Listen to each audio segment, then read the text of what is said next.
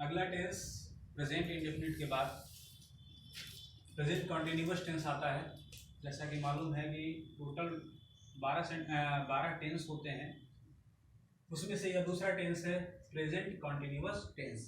Present indefinite पिछले video में दिखा दिया गया है। अब पढ़ते हैं present continuous tense. Present continuous tense को प्रोग्रेसिव या इम्परफेक्ट टेंस से के नाम से भी जानते हैं।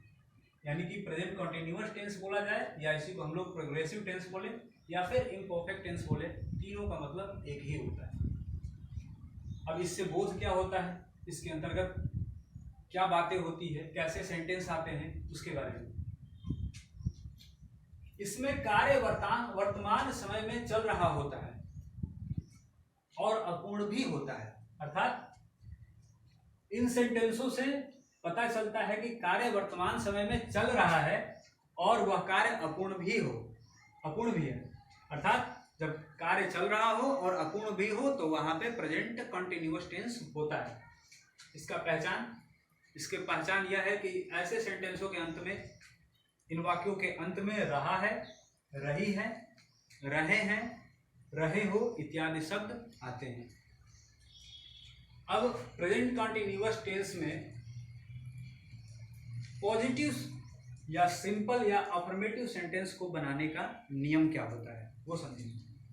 तो इनका रूल होता है सिंपल सेंटेंस का सब्जेक्ट प्लस इजएमआर अर्थात हेल्पिंग वर्ब प्लस V1 यानी कि मेन वर्ब में मेन वर्ब के फर्स्ट फॉर्म के अंत में ING जुड़ता है और प्लस ऑब्जेक्ट। फिर से एक बार, सब्जेक्ट प्लस इजएमआर अर्थात हेल्पिंग वर्ब प्लस वर्ब में ING अर्थात मेन वर्ब और प्लस ऑब्जेक्ट। इसके कुछ एग्जांपल लेते हैं। जैसे पहला, मैं स्कूल जा रहा हूं।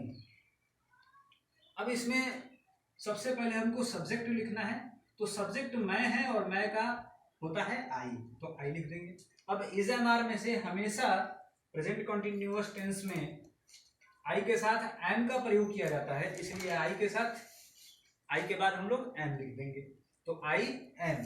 अब V1 आपका, यहाँ पे आपका वर्ब क्या है, तो जाना है। मेन वर्ब क्या है, जाना है, तो जाने का होता है गो, और चूंकि नियम के अनुसार V1 में हमको ING जोड़ना है तो यह हो जाएगा गोइंग। और कहाँ, तो टू स्कूल।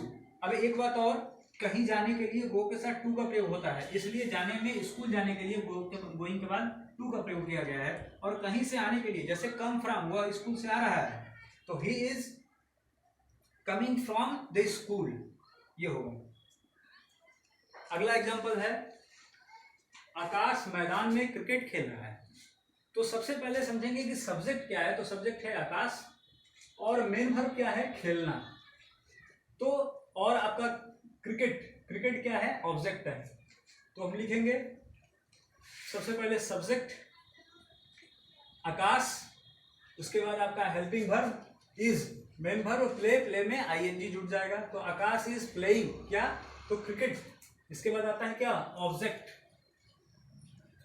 और उसके बाद कहां, तो इन द फील्ड, मतलब आकाश मैदान में क्रिकेट खेल रहा है। ये हो गया आपका सिंपल सेंटेंस, या इसी को हम लोग अफर्मेटिव सेंटेंस बोलते हैं। इसका बनाने का नियम हो गया प्रेजेंट कॉन्टिन्यूअस टेंस में। अब निगेटिव सेंटेंस के बनाने का नियम समझेंगे।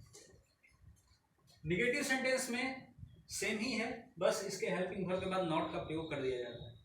अर्थात subject plus is am are plus not plus V1 में ING और प्लस ऑब्जेक्ट।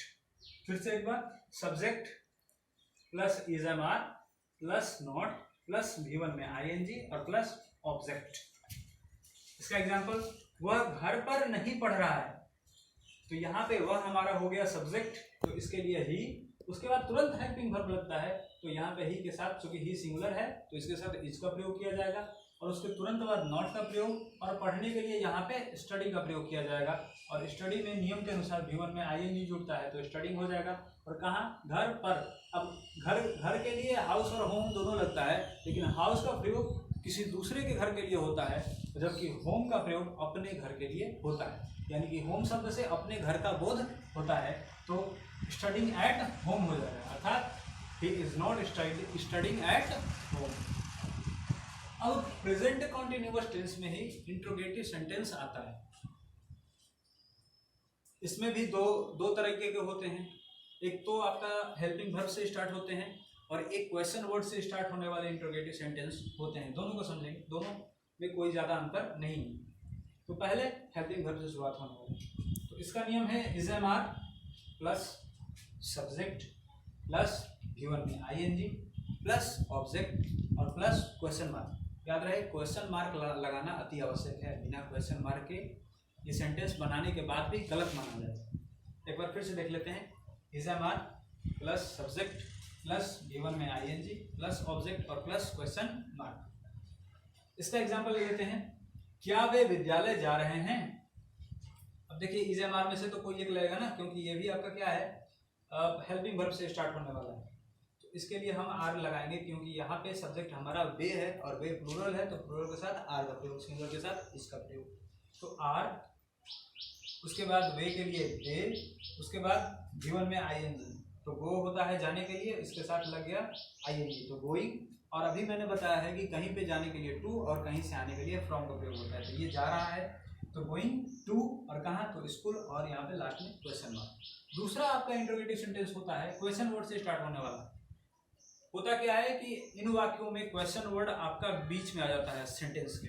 तो इनको वही समझते हैं। सबसे पहले इनका नियम सेम होता है, बस इनसे पहले क्वेश्चन वर्ड जुड़ जाता है।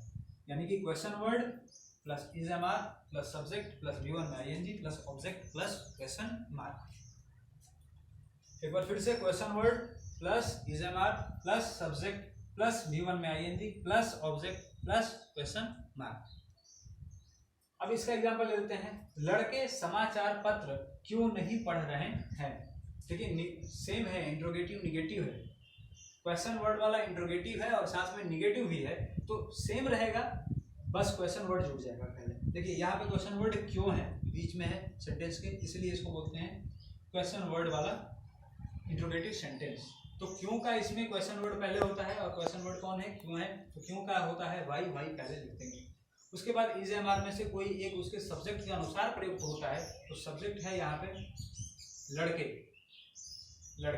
तो लड़के क्या है हमारा, यह है प्लूरल, तो वाई के साथ हम लगा देंगे आर, वर्ब के जगह पे वाई आर। उसके बाद द बॉयज, लड़कों के लिए, जो कि सब्जेक्ट है।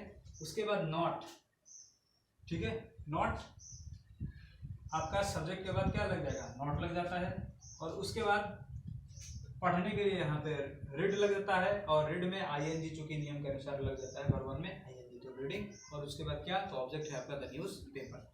तो एक बार फिर से देखते हैं, why are the boys not reading the newspaper. इसका मतलब हुआ कि लड़के समाचार पत्र क्यों नहीं पढ़ रहे हैं। इस प्रकार यह हमारा प्रेजेंट कॉन्टिन्यूअस टेंस है, और इसमें हमने positive sentences, negative sentences, interrogative sentence के हमने बारे में पढ़ा।